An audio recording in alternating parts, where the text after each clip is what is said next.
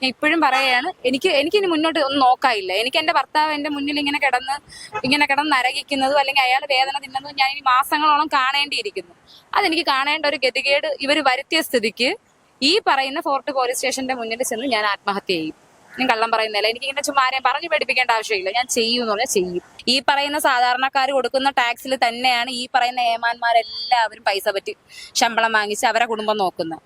അപ്പൊ ആ സാധാരണക്കാർക്കുള്ള കെയറും ബഹുമാനവും ഈ പറയുന്ന മേലുദ്യോഗസ്ഥരുടെ ഭാഗത്തുനിന്ന് കിട്ടണം. അത് കിട്ടിയില്ലെങ്കിൽ പിന്നെ ഇവരൊക്കെ എന്തിനാണ് ഇരിക്കുന്നത്? ഇങ്ങനെയുള്ള ആളുകളെ അടിച്ച് കൊല്ലാനാണ്. കള്ളു കുടിച്ചിട്ട് വണ്ടി ഓടിച്ചതൊക്കെ ശരി തന്നെയാണ്. അവരൊക്കെ ഒരു ഫൈൻ കൊടുക്കുകയോ അല്ലെങ്കിൽ ജയിലിൽ റിമാൻഡ് ചെയ്യുകയോ ഒക്കെ ചെയ്യാം. ഇതൊന്നും ചെയ്യാണ്ട് കുട്ടികളെ ഇങ്ങനെ വണ്ടി കൊണ്ട് തട്ടിയിട്ടിട്ട് വിധം ഇങ്ങനെ ഉപദ്രവിച്ചിട്ട് രണ്ടുപേരെ റിപ്സും പൊട്ടി. അതും ഒരു വലത്തെ കൈ എന്റെ അനിയൻ വിശാഖാണ്. വിശാഖന്റെ കൈ തിരിച്ച് വളച്ച് ചവിട്ടി ഓടിച്ചോണ്ട് പറയുകയാണെങ്കിൽ നിങ്ങൾ രണ്ടുപാളും ജോലി ചെയ്ത് ജീവിക്കരുത് എന്ന് പറഞ്ഞിട്ടാണ് ഇവർ ഇത്ര ഉപദ്രവിച്ചത്. തറയിട്ട് ചവിട്ടിയിട്ട് അനിയന്റെ കാല് ചവിട്ടി ഓടിച്ച്. തലസ്ഥാനത്ത് പിണറായി പോലീസിന്റെ നരവേട്ട വീണ്ടും ആരംഭിച്ചിരിക്കുന്നു. ഒരു ഇടവേളയ്ക്ക് ശേഷം 2 യുവാക്കളാണ് പോലീസിന്റെ നരവേട്ടയിൽ ഇരകളായിരിക്കുന്നത്. ക്രൂരത എന്ന് പറഞ്ഞാൽ അതിനെ വെല്ലുന്ന രീതിയിലാണ് ആ 2 യുവാക്കളെ പോലീസ് ഉപദ്രവിച്ചിരിക്കുന്നത്. കഴിഞ്ഞ ഓഗസ്റ്റ് 6-ാം തീയതിയാണ് സംഭവം നടക്കുന്നത്. സംഭവം നടന്ന് ഒരാഴ്ച പിന്നിടുമ്പോഴാണ് പോലീസിന്റെ ഉപദ്രവങ്ങൾ അല്ലെങ്കിൽ പോലീസിന്റെ കൊടും ക്രൂരത പുറത്തേക്ക് വരുന്നത്. ഇപ്പോൾ നമ്മൾക്കൊപ്പം ചേരുന്നത് ആ യുവാക്കളിൽ ഒരാളുടെ ഭാര്യയായ ലക്ഷ്മിയുടെ വാക്കുകളാണ്. ഏറെ ഞെട്ടിപ്പിക്കുന്ന വാക്കുകളാണ് ലക്ഷ്മി ഇപ്പോൾ മാധ്യമങ്ങളോട് പറയുന്നത്. എന്റെ വൈഫാണ്. ഓഗസ്റ്റ് 6-ാം തീയതി എന്ന വെളുപ്പിനാണ് ഈ സംഭവം ഇവിടെ നടക്കുന്നത്. ഇവർ കറക്റ്റ് എത്ര മണിക്കാണ് ഇവർക്ക് അപകടം പറ്റിയെന്ന് എനിക്ക് അറിയത്തില്ല. പക്ഷെ എന്നെ വിളിച്ച് പറയുന്ന ടൈം ഇവർ ഹോസ്പിറ്റലിലാണ് എന്ന് പറയുന്ന ടൈം 4:30 മണിയാണ്. ഇവരെ ചാറ്റ് ഷീറ്റിൽ എഴുതിയിരിക്കുന്നത് 3:10 ഇവിടെ കൊണ്ടുവന്നതെന്നാണ് എഴുതിയിരിക്കുന്നത്. അതിൽ കൊടുത്തിരിക്കുന്നത് ബൈക്ക് വേഴ്സസ് ബാരിക്കേഡിൽ ഇടിച്ചു എന്നൊരു ആക്സിഡന്റിലായിട്ടാണ് ഇവിടെ കൊണ്ടുവന്ന ആംബുലൻസിൽ ആര് കയറ്റി വിട്ടെന്നോ അല്ലെങ്കിൽ ഒപ്പം ആരുണ്ടായിരുന്നോ ഒന്നും എനിക്കറിയത്തില്ല. അങ്ങനെയാണ് ഞാൻ അറിഞ്ഞത്. വലിയ രീതിയിലുള്ള പരിക്കുകളാണ് ഈ ഒരു അപകടത്തിൽ സംഭവിച്ചത്. ശരിക്കും എന്താണ് അന്ന് രാത്രി സംഭവിച്ചത്? ഇവര് പറയുന്നത് വെച്ചിട്ട് ഇവര് കുറച്ച് കഴിച്ചിട്ടുണ്ടായിരുന്നു. അപ്പോൾ ഈ ഫുഡ് എങ്ങാണ്ടോ കഴിക്കാനായിട്ട് അതുവഴി പോയപ്പോൾ ഈ പെട്രോളിങ്ങിന് നമ്മളെ ഫോർട്ട് പോലീസ് സ്റ്റേഷനിൽ SIയും 3 പേരുണ്ടെന്നാണ് പറയുന്നത്. SIയും 2 കോൺസ്റ്റബിളുമാരും നിന്നിട്ട് കൈ കാണിച്ചപ്പോൾ ഇവർ സ്വാഭാവികമായിട്ട് പയ്യന്മാരാണല്ലോ. ചിലവർ വണ്ടി നിർത്തും, ചിലവർ വണ്ടി നിർത്താതെ പോവും. അതേപോലെ ഇവരുടെ അന്നേരത്തെ മൈൻഡിൽ എന്താണോ എന്നറിയത്തില്ല. അവർ നിർത്താതെ പോയപ്പോൾ ഇവർ ബാക്കിൽ ലാത്തി കൊണ്ട് എറിയുകയാണ് ചെയ്തത്. ഫസ്റ്റ് നല്ല ഊക്കന സ്പീഡിൽ നിർത്താതെ അല്ല പോയത്. ഇവർക്ക് എറി കിട്ടുന്ന ആ രീതിയിലുള്ള സ്പീഡേ ഉണ്ടായിരുന്നു. ബാക്കിൽ എറി കിട്ടി. ആ എറിഞ്ഞത് പോരാഞ്ഞിട്ട് ഇവർ ബാക്കിലെ ചേസ് ചെയ്തിട്ട് അവരുടെ സൈലൻസറിൽ ഇടിച്ച് ഇവരെ വണ്ടി മറിക്കുകയാണ് ചെയ്തതെന്നാ പറയുന്നത്. അപ്പൊ അങ്ങനെ ചെയ്തപ്പോ ബൈക്കിനെ ജീപ്പ് ചേസ് ചെയ്തു. ബാക്കിലെ ചെന്നിട്ട് ഇവർ ചേസ് ചെയ്യുന്നുണ്ടോ എന്ന് നോക്കാനായിട്ട് പയ്യന്മാര് തിരിഞ്ഞ് ഇങ്ങനെ നോക്കിയപ്പോ വണ്ടി ഒന്ന് അറച്ചപ്പോഴത്തേനാണ് വന്ന് നേരെ തട്ടി ഈ വണ്ടി മറിഞ്ഞപ്പോഴത്തേനും ഇവര് പയ്യന്മാരാണല്ലോ, സ്വാഭാവികമായിട്ട് കയറി അങ്ങോട്ട് ഷൗട്ട് ചെയ്തപ്പോൾ പോലീസുകാരും ഷൗട്ട് ചെയ്തു. പിന്നെ അവിടെ എന്താ അവർ എന്തെങ്കിലും അങ്ങോട്ടും ഇങ്ങോട്ടും ഒന്നും ഉണ്ടായെന്ന് നമുക്കറിയത്തില്ല, നമ്മൾ കാണുന്നില്ലല്ലോ. പിന്നെ അതിന്റെ വൈരാഗ്യം ആയിരിക്കാം ഇത്രയും ക്രൂരമായിട്ട് അടിച്ച് ഇത്ര മാരകമായിട്ട്. അതായത് ഇവനൊന്നും ഇനി ഒന്നെങ്കിൽ ജീവിക്കണ്ട, അല്ലെങ്കിൽ മുന്നോട്ടുള്ള ജീവിതത്തിൽ നീയൊക്കെ ഇങ്ങനെ ജോലിക്കും പോവാണ്ട് അല്ലെങ്കിൽ നിനക്കൊന്നും ഒരു ഇതും ഇല്ലാത്തൊരു കിടപ്പാവണം എന്നുള്ള രീതിക്ക് അത്രയും മാരകമായിട്ടാണ് അടിച്ച് ഈ നിലയിലാക്കി ഇവിടെ കൊണ്ടെത്തിച്ചത്. എന്നിട്ട് അവര് തന്നെ ഒരു 108 ആംബുലൻസ് വിളിച്ചിട്ട് അൺനോൺ ആയിട്ട് ഇവിടെ എത്തിച്ചു. എന്നിട്ട് ഞാൻ അറിയുന്നത് 4:30 മണിക്കാണ് അറിയുന്നത്. വെളുപ്പാങ്കാലം 4:30 മണിക്കാണ് അറിഞ്ഞപ്പോഴത്തേനും എന്നെ വിളിച്ച് പറയുന്നത് ഞങ്ങളുടെ അവിടുത്തെ ഒരു ബാലേന്ദ്രൻ വക്കീൽ എന്ന് പറയുന്ന പുള്ളിക്കാരൻ കോൺഗ്രസിലെ മെമ്പറൂടെയാണ്, അവിടുത്തെ വാർഡ് മെമ്പറാണ്. അദ്ദേഹമാണ് എന്നെ വിളിച്ചിട്ട് ഇങ്ങനെ ഒരു അപകടം നടന്നത് പറയുന്നത്. അദ്ദേഹത്തിനെ ഫോർട്ട് പോലീസ് സ്റ്റേഷനിൽ നിന്ന് അറിയിച്ചു എന്നാണ് അദ്ദേഹം പറയുന്നത്. എന്തുകൊണ്ട് ഫോർട്ട് പോലീസ് സ്റ്റേഷനിലുള്ള ആൾക്കാർ അദ്ദേഹത്തിന്റെ അടുത്ത് നിന്ന് എന്റെ കോൺടാക്ട് നമ്പർ വാങ്ങിച്ചിട്ട് ഡയറക്റ്റ് എന്നെ കോൺടാക്ട് ചെയ്തില്ല? സ്പോട്ടിലൊരു അപകടം നടന്നു, നിങ്ങളുടെ ഹസ്ബൻഡ് ആണോ എന്നൊന്ന് കൺഫേം ചെയ്യണം. എന്തുകൊണ്ട് അവർ ഡയറക്റ്റ് ഇൻവോൾവ് ആയില്ല? വക്കീല് മുഖാന്തരമാണ് എന്നെ വിളിക്കുന്നത്. അപ്പൊ ആ വക്കീൽ വിളിച്ചിട്ടാണ് പറയുന്നത്, വിശാഖ് എന്ന് പറയുന്ന ആള്. കാരണം ഈ വക്കീലിന് ഈ വിശാഖിനെയും ദിവിനെ അറിയാം, നേരത്തെ പരിചയമുണ്ട്, നമ്മളെ കലറയുള്ളതല്ലേ. അപ്പൊ വക്കീലാണ് വിളിച്ച് പറയണത് ഇതേപോലെ വിശാഖിന് അപകടം പറ്റിയിട്ടുണ്ട്, അപ്പൊ കൂടെയുള്ള വെളുത്ത പയ്യൻ ദിവിനാണോ എന്നൊന്ന് കൺഫേം ചെയ്യണം. അപ്പൊ ഞാൻ പറഞ്ഞു അതിപ്പോ എങ്ങനെ കൺഫേം ചെയ്യാം? എന്റെ അപ്പോഴത്തെ മാനസികാവസ്ഥയിൽ ഞാൻ കരഞ്ഞുപോയി. അപ്പൊ എങ്ങനെ കൺഫേം ചെയ്യാം? പറഞ്ഞത് മെഡിക്കൽ കോളേജിലല്ലേ, അപ്പൊ മെഡിക്കൽ കോളേജ് പരിധിയിലുള്ള സ്റ്റേഷനിലെ ലാൻഡ് നമ്പർ തരാം. നമ്പർ ഞാൻ വാങ്ങിച്ചിട്ട് ഞാൻ ലാൻഡ് നമ്പറിൽ വിളിച്ചപ്പോഴത്തേനും അവിടുത്തെ ഒരു സാറ് അയാളുടെ വാട്സപ്പ് നമ്പർ അയച്ചു തന്നിട്ട് അതിലോട്ട് ദിബിന്റെ ഫോട്ടോ ഇട്ട് കൊടുക്കാൻ പറഞ്ഞു. ഫേസ് ഒന്ന് റെക്കഗ്നൈസ് ചെയ്യാൻ വേണ്ടിയിട്ട് ഫോട്ടോ ഇട്ട് കൊടുത്തപ്പോൾ പുള്ളിക്കാരൻ പറഞ്ഞു ഒന്ന് എത്രയും പെട്ടെന്ന് ഹോസ്പിറ്റലിൽ എത്തണം, ഞങ്ങൾ ഇവിടെ ഒരാളെ വിട്ടിട്ടുണ്ട്, അപ്പൊ ഇങ്ങനെ സീരിയസ് ആണ്, നിങ്ങൾ എത്ത് ചികിത്സ കിട്ടും. അപ്പം ഞാൻ കരഞ്ഞുകൊണ്ടിരിക്കുകയാണ്. നമ്മൾ കല്ലറയിൽ നിന്ന് ഇവിടെ എത്തുമ്പോൾ ഏകദേശം ഒരു 1.25 മണിക്കൂർ എത്തും. നമുക്ക് കാറൊന്നും ഇല്ല, നമ്മളൊരു ഓട്ടോയിൽ സാധാരണക്കാരാണ്. ഓട്ടോയിൽ എത്തുമ്പോൾ അത്രയും സമയം എടുക്കും. പെട്ടെന്ന് ഞാൻ എൻ്റെ വീട്ടിൽ അറിയിച്ചപ്പോൾ എൻ്റെ ചേട്ടൻ ഇവിടെ ബ്രഹ്മോസിലാണ് വർക്ക് ചെയ്യുന്നത്, ഇളയ സഹോദരൻ. ആ പുള്ളിക്കാരി ഇവിടെ പട്ടത്തെത്തിയിട്ടേ ഉണ്ടായിരുന്നു, മോർണിംഗ് ഷിഫ്റ്റ് ആയിരുന്നു. അപ്പോൾ ഏട്ടനാണ് ആദ്യം ഇവിടെ എത്തുന്നത്. എത്തിയപ്പോൾ ഈ ദിവനെ ഒരു അൺനോൺ ആയിട്ട് ഒരു സൈഡിൽ ഒതുക്കി ഇട്ടേക്കുകയാണ്, കൂടെ അപ്പുറത്ത് വിശാഖിനെയും. പക്ഷെ വിശാഖിന് ഹെഡ് ഇഞ്ചുറി ഇല്ലാത്തത് കൊണ്ട് ഹെഡിൽ ഇടി കിട്ടി, പക്ഷെ ബ്ലീഡിംഗ് ഒന്നും ഇല്ല. പുള്ളിക്ക് ഇച്ചിരി കോൺഷ്യസ് ആയിരുന്നു, ബോധം വരും ബോധം പോവും, അങ്ങനെ ആയിരുന്നു ഏട്ടൻ പറയുന്നു. ദിവനെ ആംബുലൻസിൽ നിന്ന് കൊണ്ട് ഇവിടെ എത്തിച്ചപ്പോഴേ ബോധം ഇല്ലായിരുന്നു എന്നാണ് ഹോസ്പിറ്റൽ സൈഡിൽ നിന്ന് കിട്ടിയത്. അങ്ങനെ ചേട്ടൻ ഒപ്പിട്ട് കൊടുത്തിട്ടാണ് സർജിക്കൽ ICUവിലെ വെന്റിലേറ്ററിൽ ദിവനെ കൊണ്ടുപോകുന്നത്. അതിനുശേഷമാണ് ദിവന് ചികിത്സ കിട്ടിയത് പോലും. അല്ലെങ്കിൽ ആ സമയത്ത് എൻ്റെ ഏട്ടൻ എത്തിയില്ല എന്നുണ്ടായിരുന്നെങ്കിൽ ഈ പുള്ളിക്കാർ അവിടെ കിടന്ന് മരിച്ചു പോകത്തില്ലായിരുന്നു. ഇന്റേണൽ ബ്ലീഡിംഗ് എന്ന് പറയുമ്പോൾ അറിയത്തില്ലേ എന്തൊക്കെ പരിക്കുകളാണ് ഉണ്ടായിരുന്നത്? നിലവിൽ പരിക്കുകൾ ഉണ്ടായിരുന്നതെന്ന് വെച്ചാൽ ഇപ്പൊ വരെ ഉള്ളത് തലയ്ക്കകത്ത് ബ്ലീഡിംഗ് ഉണ്ട്. രണ്ടാമത്തെ CTയിലും ബ്ലീഡിങ്ങിന്റെ അത് കുറഞ്ഞിട്ടില്ല, ഇച്ചിരി കൂടിയിട്ടേ ഉള്ളൂ. തലയോട്ടിൽ പൊട്ടലുണ്ട്, ചെവിയുടെ അവിടെ പൊട്ടലുണ്ട്, 2 ചെവിയുടെ അവിടെയും കള്ളിനോട് ബന്ധിക്കുന്നിടത്ത് എല്ലിന് പൊട്ടലുണ്ട്. വലത്തെ ചെവിക്കകത്ത് ഇന്നർ ബ്ലീഡിംഗ് ഉണ്ടായിരുന്നു. അതേപോലെ വലത്തെ കണ്ണിന്റെ മുകളിലത്തെ എല്ലും താഴത്തെ എല്ലിലും പൊട്ടലുണ്ട്. വലത്തെ താടിയുടെ ഇവിടുത്തെ ലാസ്റ്റത്തെ ഒരു പല്ലും താടി എല്ലും കൂടെ ചേർന്നാണ് പൊട്ടിയിരിക്കുന്നത്. അതേപോലെ വലത്തെ കൈക്കൊടിവുണ്ട്, വലത്തെ വാരിയലിന്റെ റിപ്പിനൊരൊടിവുണ്ട്. പക്ഷെ ഈ പറയുന്ന താഴോട്ടുള്ള ഒരിടത്തും ഒരു മുറിവോ ഒരവോ ഒന്നുമില്ല. ഇത് വീഴ്ചയിൽ സംഭവം എന്താണ്? ഹോസ്പിറ്റൽ സൈഡ് അപ്പോഴും bike accident, bike versus barricade, RTA versus barricade എന്ന് പറഞ്ഞാണ് ചാർട്ട് ഷീറ്റിൽ എഴുതിയിരിക്കുന്നത്. അപ്പൊ നമുക്കും അറിയത്തില്ലല്ലോ. അപ്പൊ ഇവരെന്താണ്, ഇവർക്ക് വാതോർന്നൊന്നും പറയാൻ പറ്റുന്ന സിറ്റുവേഷൻ അല്ലായിരുന്നല്ലോ. എന്റെ ഹസ്ബൻഡ് വെന്റിലേറ്ററിലായിരുന്നു. അവിടെ നിന്നിട്ട് തനിയെ ശ്വാസം എടുക്കാൻ പറ്റുമെന്നൊരു കണ്ടീഷൻ ആയപ്പോൾ പുള്ളിക്കാരനെ ICUയിലോട്ട് മാറ്റിയിട്ട് അവിടെ നിന്നാണ് ഇപ്പൊ കിടക്കുന്ന വാർഡിലോട്ട് മാറ്റിയത്. അപ്പോഴും വിശാഖിന് കോൺഷ്യസ് എന്ന് വെച്ചാൽ വിശാഖ് ഓർത്തെടുക്കുവാണ്, എന്തൊക്കെയാണ് സംഭവിച്ചതെന്ന് ഓർത്തെടുത്തോണ്ടിരിക്കുവാണ്. ലാസ്റ്റ് ദിവനും ഒന്ന് ജസ്റ്റ് ഒന്ന് വാഹനക്ക് താടിയിൽ പൊട്ടലുള്ളതുകൊണ്ട് പുള്ളിക്കാരന് ഓവറായിട്ട് സംസാരിക്കാൻ പറ്റത്തില്ലായിരുന്നു. പുള്ളിക്കാരന് സംസാരിക്കാൻ പറ്റുന്ന രീതിയിൽ ഓരോ കാര്യങ്ങളായിട്ട് റിക്കവർ ചെയ്ത് എടുത്തെടുത്ത് ലാസ്റ്റ് ഇന്നലെ ഉച്ചയ്ക്കാണ് കാര്യം കൺഫേം ആക്കിയത്. ഫോർട്ട് പോലീസ് സ്റ്റേഷനിലെ SIയും കോൺസ്റ്റബിളും കൂടെ ചേർന്ന്, 2 കോൺസ്റ്റബിൾമാരും കൂടെ ചേർന്ന്, എനിക്ക് അവരാരെന്ന് അറിയത്തില്ല, ഞാൻ കണ്ടിട്ടില്ല, അവർ 3 പേരും ചേർന്ന് മാരകമായിട്ട് അവരെ കൊണ്ട് പറ്റുന്ന രീതിക്ക്, അതായത് ഇവന്മാരെ എണീക്കണ്ട എന്നുള്ള രീതിയിൽ ഒടിച്ച് ഇവിടെ കൊണ്ടിട്ടതാണ്. അതിനെ ഒരു അപകടമായിട്ട് ഈ കൊണ്ടുവന്ന ഇവർ തന്നെയാണ് പറഞ്ഞത്. ഒരു ബാരിക്കേഡിൽ ഇടിക്കുവാണ്. ആ ബാരിക്കേഡ് എന്ന് പറയുമ്പോൾ നമുക്കറിയാം അത് എത്ര സ്ട്രോങ് ആയിട്ടുള്ള ഒരു സാധനമാണെന്ന്. ഇവരുടെ വണ്ടി B3 ആണ്. ആ B3 ചെന്ന് ഇടിക്കുവാണ്. അപ്പൊ വണ്ടിയുടെ ഇടത് ഭാഗത്താണ് ഇതുള്ളത്, വണ്ടിക്ക് പരിക്കുള്ളത്. ഇവരുടെ പരിക്കൊക്കെ വലത് ഭാഗത്ത്. ദിവന്റെ ഇടത് ഭാഗത്തെ പരിക്കെന്ന് പറയാൻ ചിലപ്പോൾ ഇവർ വണ്ടി ഇടിച്ച സമയത്ത് ഇടത്തോട്ട് ചരിഞ്ഞപ്പോ ഇവിടെ ഒരു ചെറിയൊരു ഒരു ചതവിന്റെ പാടുണ്ട്. ആ മുട്ടിൽ 2 ചെറിയൊരു ഒരഞ്ഞ പാടുണ്ട്. ഇടതേ സൈഡിലെ മുറിവ് അത്രേ ഉള്ളൂ.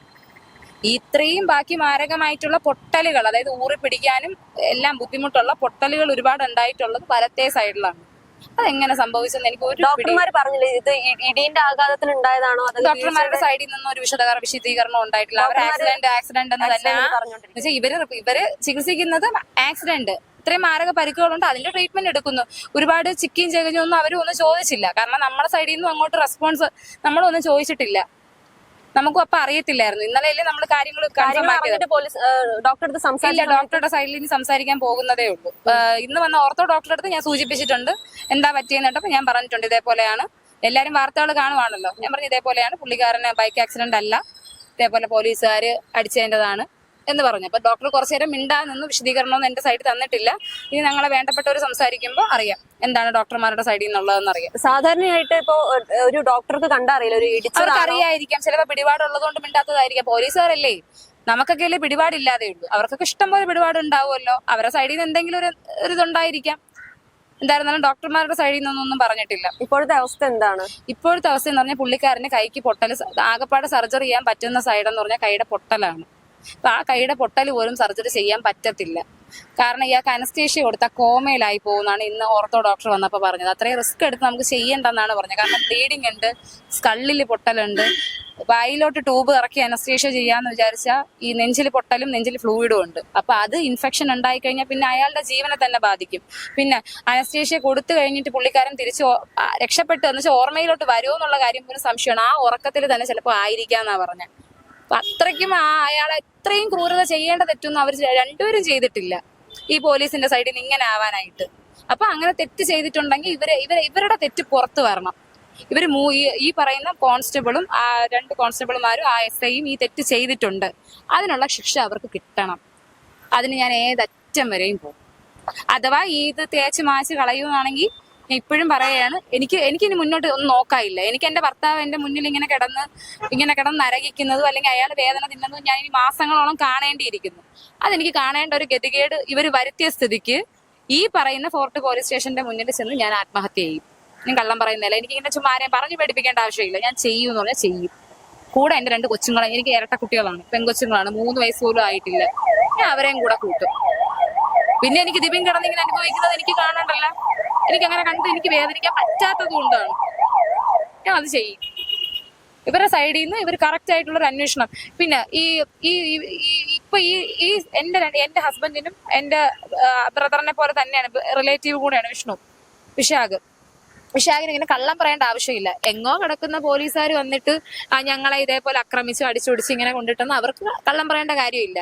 അഥവാ പോലീസുകാർ ഇപ്പൊ പറയുന്ന ഭാഷ എന്താണ്, അവര് അപകടം പറ്റി കിടന്നത് നാട്ടുകാർ അറിയിച്ചു, അങ്ങനെ വണ്ടിയും കൊണ്ടുവന്ന് അവരെ ആംബുലൻസ് വിളിച്ച് കയറ്റി വിട്ടെന്നാണ് പറയുന്നത്. അങ്ങനെയാണെങ്കിൽ നമ്മൾ പോലീസുകാരെ അഭിനന്ദിക്കുകയേ ചെയ്യുള്ളൂ. കാരണം ആ സമയത്തിന് നമ്മളെ ആൾക്കാർ അവരെ ജീവൻ രക്ഷിക്കാൻ നോക്കിയെന്ന് നമ്മൾ പറയുള്ളൂ. നമുക്ക് കള്ളം പറയേണ്ട ആവശ്യമില്ല. അവർ തെറ്റ് ചെയ്തതുകൊണ്ട് തന്നെയാണ് ഇതിൽ ഉറച്ചു നിൽക്കുന്നത്. ഈ പറയുന്ന 2 വ്യക്തികൾക്കും 2 സെക്ഷനായിട്ട് കിടക്കുന്നവരാണ്. അവർക്ക് 2 പേർക്കും അപ്പുറം ഇപ്പുറം ഇരുന്നും കൊണ്ട് ഇങ്ങനെയാണ് എന്ന് കള്ളം പറയേണ്ട കാര്യമില്ല. ഇതൊരു ഒത്തു കളിക്കാൻ പരിചയമില്ലാത്ത ആൾക്കാരെ പറ്റി എന്തിനും കള്ളം പറയണം? അല്ലെങ്കിൽ നമുക്ക് എന്തെങ്കിലും മുൻവൈരാഗ്യമുള്ളവരായിരിക്കണം. കല്ലറ കിടക്കുന്ന ഞങ്ങൾക്കും ഇവിടെ ഫോർട്ടിന്റെ അവിടെ കിടക്കണം ഇവരുമായിട്ട് എന്ത് ശത്രുതയാണ്? എന്തിനു നമ്മൾ കള്ളം പറയണം? അപ്പൊ അതിനകത്ത് തെറ്റ് ചെയ്തിട്ടുണ്ടെങ്കിൽ അവർക്ക് അതിൻ്റെതായ ശിക്ഷ വാങ്ങിച്ചു കൊടുക്കുക തന്നെ ചെയ്യും. അഥവാ ഇതിങ്ങനെ എപ്പോഴും നടക്കുന്നത് പോലെ കുറച്ച് ദിവസം ഇങ്ങനെ കിടന്ന് ഓടിയിട്ട് അത് ഒരു നീതിയും കിട്ടാതിരുന്നു കഴിഞ്ഞാൽ ബാക്കി ഞാൻ പറഞ്ഞതുപോലെ ഞാൻ അങ്ങ് ചെയ്യും. ഈ പരാതി കൊടുത്തിട്ടുണ്ടായിരുന്നു, കമ്മീഷണർക്ക് പരാതി കൊടുത്തിട്ടുണ്ടായിരുന്നു. മുഖ്യമന്ത്രി ആ ഒരു രീതിയിൽ അങ്ങോട്ടൊന്നും പോയിട്ടില്ല. ഇതിപ്പോ എന്താണ്, ഇന്നൊരു ദിവസം കൂടെ ഞാൻ നോക്കും എന്താണ് ഇതിന്റെ ഫോർമാലിറ്റീസ് എന്ന് ഞാൻ നോക്കും. അല്ല മുന്നോട്ട് ഞാൻ എവിടെയൊക്കെ കൊടുക്കാൻ പറ്റും ഞാൻ അവിടെ എല്ലാം കൊടുക്കും. കൊടുത്തിട്ടും ഒന്നുമില്ല ഇത് അങ്ങനെ തന്നെയാണ് എന്ന് പറയുകയാണെങ്കിൽ പിന്നെ എനിക്ക് എന്റേതായ ഒരു രീതിയുണ്ട്, അത് ഞാൻ അങ്ങ് ചെയ്യും. പിണറായി പോലീസിന്റെ പല രീതിയിലുള്ള വാർത്തകൾ നമ്മൾ ദിവസവും പത്രത്തിലും കാര്യങ്ങളൊക്കെ വായിച്ചിട്ടുണ്ട്. പക്ഷെ ഇത് സ്വന്തം കുടുംബത്തിലേക്ക് വരുമ്പോൾ മാത്രമേ അതിന്റെ ഒരു അവസ്ഥ നമുക്ക് മനസ്സിലാവുള്ളൂ. അപ്പൊ ആ ഒരു സത്യം പറഞ്ഞു കഴിഞ്ഞാൽ മുഖ്യമന്ത്രിയുടെ ഭരണത്തിന്റെ അല്ലെങ്കിൽ ആ സർക്കാരിന്റെ കയ്യൂക്കിലാണോ പോലീസുകാരുടെ ഈ കയ്യേറ്റം എന്ന് പറയുന്നത് ശരിക്കും? അപ്പൊ ഇന്ന് തോന്നുന്നു ഈ ഒരു അവസ്ഥയിൽ ഇതിപ്പോ നിലവിലേ ഇപ്പൊ എന്റെ ഹസ്ബൻഡിന്റെ ഫ്രണ്ടിനും മാത്രം ഉണ്ടാവുന്ന ഒരു സംഭവം അല്ല ഈ ഒരു പോലീസിന്റെ കയ്യൂക്ക് എന്ന് പറയുന്നത്. എത്രയോ സ്ഥലത്ത് പോലീസുകാർ വണ്ടി കൈ കാണിച്ചിട്ട് നിർത്താതെ പേടിച്ചിട്ട് കിണറ്റിലും കുളത്തിലും വീണ് മരിച്ചവരുണ്ട്. പോലീസിന്റെ കൊടും ക്രൂരതയ്ക്ക് കൈകൊണ്ട് അപകടം പറ്റി മരിച്ചവരുണ്ട്. ഇതൊന്നും ഇന്നൊന്നര നടക്കുന്ന കാര്യമല്ല. അപ്പൊ ഇവിടുത്തെ ഭരണം ശരിയല്ലാത്തത് കൊണ്ട് തന്നെയാണ്, അത് പറയുന്നതിൽ തെറ്റൊന്നുമില്ല, ഭരണം ശരിയല്ലാത്തത് കൊണ്ട് തന്നെയാണ് ഇങ്ങനെയുള്ള കുറ്റകൃത്യങ്ങൾ മുന്നോട്ട് പൊയ്ക്കൊണ്ടിരിക്കുന്നത്. അല്ലെങ്കിൽ പോലീസുകാർക്ക് ഭരണത്തിന് ഒരു പേടി വേണം. അവർ തെറ്റ് ചെയ്യുമ്പോൾ അവർക്കുള്ള ശിക്ഷ കിട്ടും എന്നൊരു പേടി പോലീസുകാർക്ക് വേണം. അത് കിട്ടാത്തത് കൊണ്ടാണല്ലോ അവരിങ്ങനെ ഓരോ ആൾക്കാരെയും സാധാരണക്കാരായിട്ടുള്ള ജനങ്ങളെ ഉപദ്രവിച്ചുകൊണ്ടിരിക്കുന്നത്. ഈ പറയുന്ന സാധാരണക്കാർ കൊടുക്കുന്ന ടാക്സിൽ തന്നെയാണ് ഈ പറയുന്ന ഏമാന്മാരെല്ലാവരും പൈസ പറ്റി ശമ്പളം വാങ്ങിച്ച് അവരെ കുടുംബം നോക്കുന്നത്. അപ്പൊ ആ സാധാരണക്കാർക്കുള്ള കെയറും ബഹുമാനവും ഈ പറയുന്ന മേലുദ്യോഗസ്ഥരുടെ ഭാഗത്തുനിന്ന് കിട്ടണം. അത് കിട്ടിയില്ലെങ്കിൽ പിന്നെ ഇവരൊക്കെ എന്തിനാണ് ഇരിക്കുന്നത്? ഇങ്ങനെയുള്ള ആളുകളെ അടിച്ചു കൊല്ലാനാണ്, അല്ലെങ്കിൽ അവരെ കുടുംബങ്ങൾ ഇല്ലാതാക്കാനാണ്? അപ്പൊ ഇവരെ കൊണ്ട് ഇത്രയൊക്കെ പറ്റത്തുള്ളൂ, ഇവരെ കൊണ്ട് ഇത്രയൊക്കെ ചെയ്യാൻ പറ്റത്തുള്ളൂ. അപ്പൊ ഭരണത്തിലെ ഭരണം എന്ന് പറയും, ഭരണം നമ്മളെ നാട് ഭരിക്കുന്നവരെ നമുക്ക് എല്ലാ ഇൻഡിവിജ്വൽ ആയിട്ട് ഓരോ വ്യക്തികൾക്കും ഒരു ബഹുമാനം ഒരു പേടിയും വേണം. അതില്ലാത്തത് കൊണ്ടാണല്ലോ അവരുടെ താഴെ തട്ടിലുള്ള ഈ നിയമം പാലിക്കേണ്ടവര് സാധാരണ ജനങ്ങളോട് ഇങ്ങനെ കാണിക്കുന്നത്. അപ്പൊ പിന്നെ എന്ത് നിയമം ഇവിടെ, എന്ത് നിയമം ഇരിക്കുന്നു, എന്ത് ഇരിക്കുന്നു ഇവിടെ? അപ്പൊ അവരെ കൊണ്ട് ഒന്നും ചെയ്യത്തില്ല. അപ്പൊ പോലീസുകാരാണ് കാര്യം തീരുമാനിക്കുന്നത്. അപ്പൊ പോലീസുകാരാണ് ആളുകളെ അടിച്ച് അവരെ കുടുംബങ്ങൾ ഇല്ലാതാക്കി അവരെത്രത്തോളം ഹരാസ്മെന്റ് ചെയ്യാമോ അത്രയും ചെയ്ത് മരണത്തിന്റെ വക്കിൽ വരെ കൊണ്ടെത്തിച്ച് അല്ലെങ്കിൽ ഒരു മരണം സംഭവിപ്പിക്കുന്നത് വരെ ഈ പോലീസുകാരാണ്. പലപ്പോഴും പോലീസുകാരനെ കുടിച്ചെന്ന് പറഞ്ഞിട്ടുള്ള പല സംഭവങ്ങളൊക്കെ എന്റെ ഒരു സംശയം എന്ന് പറഞ്ഞാൽ ഈ അടിച്ച പോലീസുകാർ അന്നേ ദിവസം രാത്രി കുടിച്ചിരുന്നോ എന്ന് എനിക്കൊരു സംശയമുണ്ട്. ഇല്ലെങ്കിൽ ഇത്ര ക്രൂരലായിട്ടൊരു ബോധത്തോടെ ഇരിക്കുന്ന പോലീസുകാർക്ക് ഇത്ര മർദ്ദനം കൊടുക്കാൻ പറ്റൂല. അന്നേ ദിവസം ഈ പറയുന്ന ഏമാമാരും കുറച്ച് കുടിച്ചിട്ടുണ്ടായിരിക്കണം എന്നല്ല, കുടിച്ചിട്ടുണ്ട്. ഇല്ലെങ്കിൽ പിന്നെ ഒരു മനുഷ്യന്റെ ശരീരം അവർക്ക് ഇത്ര ഇതായിട്ട് ഉപദ്രവിക്കാൻ പറ്റുമോ? ഈ പറഞ്ഞ താടിയേലിന്റെ അവിടെ ഒരു പൊട്ടലുണ്ടെന്ന് പറഞ്ഞാൽ ഇപ്പോഴും അതാണ് പറഞ്ഞത്, ആ സ്കിന്നിൽ ഒരു ഒരവ് പോലും ഇല്ല. ഒരു ബാരിക്കേഡിൽ ഇടിച്ചാണ് ആ താടിയെല്ല് പൊട്ടിയത്. അപ്പൊ ആ താടിയെല്ലിൽ ഒരു സ്ക്രാച്ച് ഒന്ന് നോക്കട്ടെ, ഒന്ന് സൂം ചെയ്ത് അല്ലെങ്കിൽ ഭൂതക്കണ്ണാടി ഇട്ടവർ നോക്കട്ടെ ഒരു സ്ക്രാച്ച് ഉണ്ടാകുന്ന. ഒരു സ്ക്രാച്ച് പോലും ഇല്ല ആ താടിയെല്ലിന്റെ അവിടെ, അത്രയും ഹാർഷായിട്ട് പൊട്ടിയൊരിടത്ത്. അപ്പൊ ഇനി ഇത് എങ്ങനെ ഒരു അപകടമാണെന്ന് പറയും? ഇത് അപകടം എങ്ങനെയാവും? അവരും അന്നേ ദിവസം എനിക്ക് തോന്നുന്നു അന്ന് ഈ നൈറ്റ് പെട്രോളിങ്ങിന് ഇറങ്ങുന്ന ഈ പോലീസുകാരും കുറച്ചെങ്ങാണ്ടോ കഴിച്ച് അവരും ആ ലഹരിയുടെ പിടിയിലായിരിക്കണം. ഇല്ലെങ്കിൽ പിന്നെ ഇങ്ങനെ ചെയ്യത്തില്ല. നോർമൽ ആയിട്ടുള്ള ഒരു SIക്കും അവരെ കൂടെ ഉണ്ടായിരുന്ന കീഴുദ്യോഗസ്ഥർക്കും ഇങ്ങനെ ഒരു സാധാരണക്കാരെ ഇത്രയും ക്രൂരമായിട്ട് മർദ്ദിക്കാൻ പറ്റത്തില്ല. അത് ചെയ്തിട്ടുണ്ടെങ്കിൽ അതിന്റെ ശിക്ഷ അവർക്ക് കിട്ടുക തന്നെ ചെയ്യണം. അതിന് ഏതറ്റം വരെയും ഞാൻ പോകും. നമ്മൾ സ്ഥിരമായിട്ട് പത്രങ്ങളിലും മറ്റും കാണാറുണ്ട്, പോലീസിന്റെ നരവേട്ട എന്ന് പറഞ്ഞിട്ടുള്ള കാണാറുണ്ട്. മുഖ്യന്റെ ഒരു ബാക്കിൽ നിന്നിട്ട് പോലീസ് എപ്പോഴും ജനങ്ങൾക്ക് നേരെ ആക്രമിക്കുന്നത് നമ്മൾ എപ്പോഴും പലപ്പോഴും വാർത്തകൾ കണ്ടിട്ടുള്ളതാണ്. പക്ഷെ ഇത് സ്വന്തം കുടുംബത്തിൽ സംഭവിക്കുമ്പോഴായിരിക്കും നമ്മൾ ഇതിന്റെ ഒരു വേദന മനസ്സിലാക്കുന്നത്. ഈ ഒരു ഇപ്പൊ കുടുംബത്തിൽ ഇത് സംഭവിച്ചപ്പോൾ നിങ്ങൾക്ക് എന്താണ് പറയാനുള്ളത്? ആ ഒരു പോലീസിന്റെ അക്രമത്തെ കുറിച്ച് എന്താണ് പറയാനുള്ളത്? ഇതവര് കൊല്ലാൻ വേണ്ടി മനഃപൂർവ്വം ചെയ്തതാണ്. കാര്യം ഇവര് ഇത്രയും അവസാന നിമിഷം വരെ ഇവിടെ കൊണ്ട് ഉപേക്ഷിക്കുകയായിരുന്നു. ഇവര് മരിക്കുമെന്ന് അവർക്ക് ഉറപ്പുണ്ടായിരുന്നു. അതുകൊണ്ടാണ് അവരെ 108 കയറ്റി അങ്ങ് വിട്ട് ഇവിടെ ഒന്ന് കിടക്കട്ടെ, മരിച്ചു കഴിയുമ്പോൾ അവർക്കൊരു കേസും വരൂല എന്ന് വിചാരിച്ചു. നമ്മൾ ഈ കഴിഞ്ഞ ദിവസമാണ് അറിഞ്ഞത് ഇവർക്ക് ഇത്രയും ആക്സിഡന്റ് അല്ല ഈ പോലീസ് ഇടിച്ചത്. കഴിഞ്ഞ ദിവസം അറിഞ്ഞത് അത് നമ്മൾ പോലീസിന് നന്ദി പറഞ്ഞുകൊണ്ടിരിക്കുകയായിരുന്നു. ഈ അവസാന നിമിഷമാണ് നമ്മൾ അറിഞ്ഞത് പോലീസാണ് ഇങ്ങനെ ഇടിച്ചത്. ഇവർ മരിച്ചു പോയെന്നാണ് അവർ പോലീസ് വിചാരിച്ചത്. നമ്മൾ ഇടയ്ക്ക് പോലീസ് സ്റ്റേഷനിൽ പോയായിരുന്നു. 2 ദിവസം മുമ്പ് പോലീസ് സ്റ്റേഷനിൽ പോയപ്പോഴും പോലീസ് നമ്മളോട് ചോദിച്ച് ഇവരെന്തെങ്കിലും പറഞ്ഞാന്ന് ചോദിച്ചു. പോലീസ് ചോദിച്ചു ഏത് പോലീസാണ് ചോദിച്ചത്? നമ്മൾ ഫോർട്ട് പോലീസ് സ്റ്റേഷനിൽ നമ്മളെ ഫോൺ അവിടെ ഇരിക്കുകയാണ്. ഒരു പുള്ളിയുടെ ഫോൺ അവിടെ ഇരിക്കുകയാണ്, അവിടെ ഇരിപ്പുണ്ട്. വിശാഖിന്റെ ഫോൺ വാങ്ങാനായിട്ട് നമ്മളെല്ലാം കൂടെ പോയതാണ്. അപ്പൊ ഞാനാണ് കയറി ചോദിച്ചത്. ഞാൻ ചോദിച്ചപ്പോ ഒരു ഫോൺ അവിടെ ഉണ്ട്, ഒരു ലീന മാഡം എന്ന് പറയുന്ന ഒരു ഏസൈയാണ് ഈ ഫോൺ മേടിച്ചത്. അപ്പൊ മാഡം വന്നാൽ മാത്രമേ തിരിച്ച് റിട്ടേൺ തരാൻ പറ്റത്തുള്ളൂ എന്ന് പറഞ്ഞു. അങ്ങനെ അവിടെ കുറെ നേരം നമ്മൾ വെയിറ്റ് ചെയ്തു. അപ്പോൾ ഒരു വിളിച്ച് നോട്ട് റീച്ചബിളാണ്. അപ്പൊ അതിന്റെ ഇടയിൽ നൈസായിട്ട് വന്നിട്ട് ഒരു പോലീസുകാരൻ ചോദിക്കുകയാണ്, പിന്നെ അവർക്ക് എങ്ങനെയുണ്ട്, അവരെന്തെങ്കിലും പറഞ്ഞോ? ഞാൻ പറഞ്ഞു അവർക്കൊരു ഓർമ്മയില്ല, അവരൊന്നും പറഞ്ഞില്ല എന്ന് പറഞ്ഞപ്പോൾ ആ ശരിയെന്ന് പറഞ്ഞിട്ട് അങ്ങ് പോവുകയാണ് ഉണ്ടായത്. ഇതിപ്പോ ഒരു ചെയ്ത് ശരിയാണെന്ന് അല്ലെങ്കിൽ മറ്റുള്ളത് അനുകരിക്കുക അങ്ങനെയല്ല. ഒരു ചെയ്ത് തെറ്റ് തന്നെയാണ്, നിയമത്തിന് എതിരെയാണ്. കള്ളു കുടിച്ചിട്ട് വണ്ടി ഓടിച്ചതൊക്കെ ശരി തന്നെയാണ്. അവരൊക്കെ ഒരു ഫൈൻ കൊടുക്കുകയോ അല്ലെങ്കിൽ ജയിലിൽ റിമാൻഡ് ചെയ്യുകയോ ഒക്കെ ചെയ്യാം. ഇതൊന്നും ചെയ്യാണ്ട് കുട്ടികളെ ഇങ്ങനെ വണ്ടി കൊണ്ട് തട്ടിയിട്ടിട്ട് ഈ വിധം ഇങ്ങനെ ഉപദ്രവിച്ചിട്ട് 2 പേരെ റിപ്സും പൊട്ടി. അതും ഒരു വലത്തെ കൈ എല്ലാ അനിയൻ വിശാഖാണ്. വിശാഖന്റെ കൈ തിരിച്ച് വളച്ച് ചവിട്ടി ഓടിച്ചോണ്ട് പറയുകയാണെങ്കിൽ നിങ്ങൾ 2 ആളും ജോലി ചെയ്ത് ജീവിക്കരുത് എന്ന് പറഞ്ഞിട്ടാണ് ഇവർ ഇത്രയും ഉപദ്രവിച്ചത്. തറയിട്ട് ചവിട്ടിയിട്ട് അനിയന്റെ കാല് ചവിട്ടി ഓടിച്ച്, അത് തൊടയിൽ ഫ്രാക്ചർ ഉണ്ട്. പിന്നെ വേറൊരു അനിയന്റെ തലയിൽ ഫുള്ള് ഫ്രാക്ചറാണ്. 4 തലയൊട്ടിയിൽ 4 പൊട്ടലുണ്ട് ദിബിന്റെ. അതുപോലെ അവന്റെ പല്ല്. അത് ഇതിനൊക്കെ പറയാൻ കാരണം നമുക്ക് ഡൗട്ട് ഇവർ പറഞ്ഞതിന് ശേഷം ഞാൻ ഈ വണ്ടി കിടക്കുന്ന സ്ഥലത്ത് പോയി നോക്കി. ആക്സിഡന്റ് സംഭവിച്ചെന്ന് പറഞ്ഞ സ്ഥലത്ത് ഞാൻ പോയി നോക്കി ചെക്ക് ചെയ്ത്. അപ്പോൾ ഈ റോഡുമേൽ ഈ വണ്ടി ആക്സിഡന്റ് ആയ യാതൊരു ഒരവോ അല്ലെങ്കിൽ വണ്ടി ലെഫ്റ്റ് സൈഡാണ് പരിക്ക്.